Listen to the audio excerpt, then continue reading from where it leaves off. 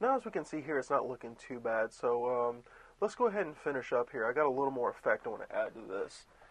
So as we can see, we've got this big chunk taken out right here, and it's not really looking much like an apple chunk. It looks like almost she's got something wrong with her head, like she might be part alien or something. So in order not to have this photo be too confused, this is what I made this apple copy for. What I'm going to use is I'm going to use this stem here. We're going to place that right into her head, just because. Just to beef it up and give it just that much more to it. Oh, let's back that up a little bit. Let's choose our apple copy here that we have. Let's move it around, and we're going to go ahead and we're going to erase the things that we don't want, which is going to be a lot of it, most of it actually. So let's go ahead and get a big tool going on here. There we go.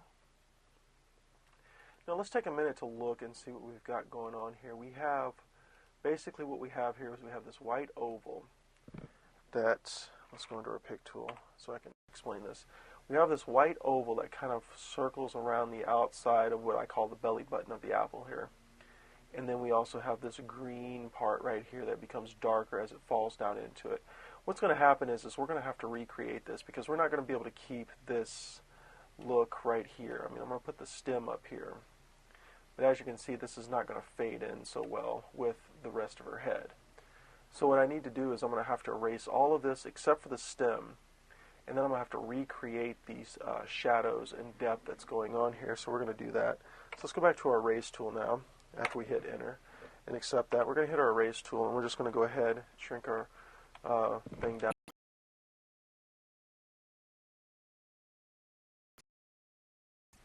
Just erase this out. We can actually go into our wand tool and pretty much get rid of most of this. So we take our wand tool and bring its tolerance back up. So we're going to pause right here, and we'll come back to this in the next section.